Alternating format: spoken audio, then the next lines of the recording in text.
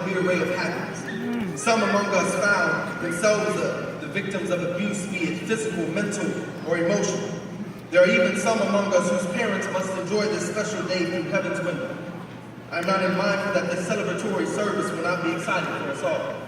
However, the beauty I am able to extract from it, against all odds, we survive. If there ever was a test, a fight, a battle, our being here today is a testament that we overcame them all. Graduating class of 2016, I want you to live in today's moment. Breathe in the air, look at the ceiling, take pictures with everyone, hug someone, love someone, cry with someone, for we must all yield to the fact many of us may never cross paths again in this lifetime. So as I thought about what words of advice I could give this class as we set out to venture into the many different endeavors we will embark upon, I thought I might give you some pieces of advice that have helped me in my lifetime. I immediately thought about being told it's not how you start, it's how you finish. I even thought of those who said that it's not how you finish, but it's how you start.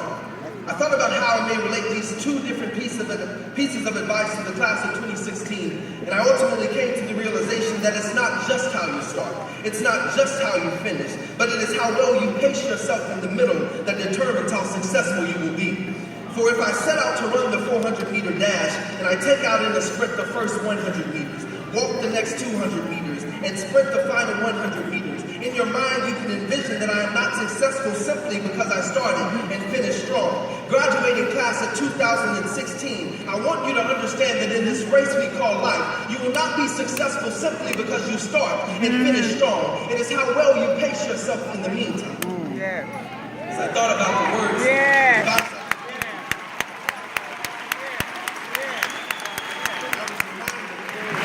I was reminded of the soul-stirring words of the late renowned orator Dr. Martin Luther King Jr., who so eloquently and timely stated, if any of you are around when I have to meet my day, I don't want a long funeral.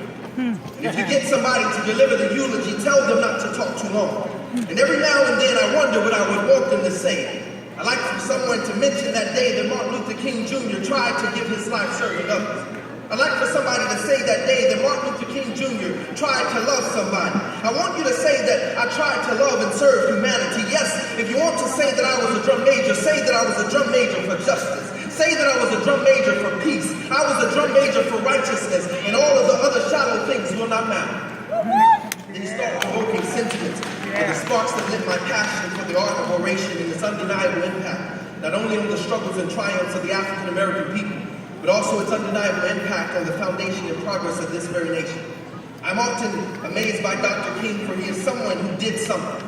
Seniors in life, you must do something. Far too often do our cemeteries fill up with people who could have, should have, or would have done something.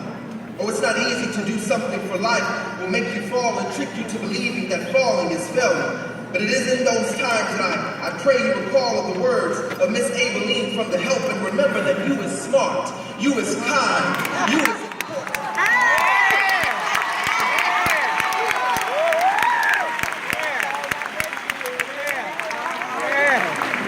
Diamond, when they tell you that society tells you that there's no such thing as a student athlete, that you have to be one more than the other, you is smart, you is kind, you is important. And Andre, when they try to make your life into a hashtag, you is smart, you is kind, you is important deep down. When they tell you that black boys are either athletic or statistic, you is smart, you is kind,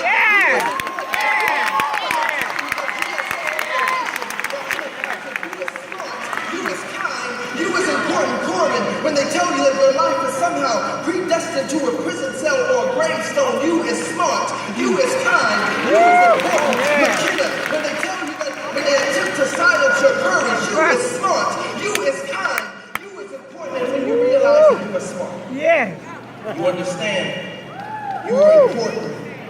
When you believe that you are kind, I challenge you to come back.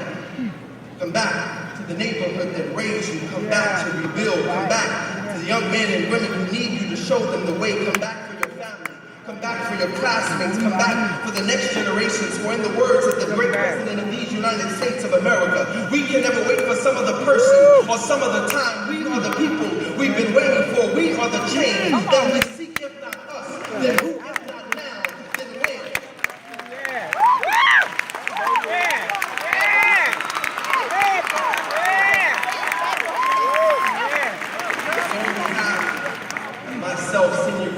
President, Tiara Johnson, Senior Class Vice President, McKenna Barbara, Student Body President, I want to salute you all for your many accomplishments thus far. And I wish you nothing less than continued success. And I leave you in the words of hip-hop mogul Kendrick Lamar. I'm messed up, homie, you messed up, but if God got us,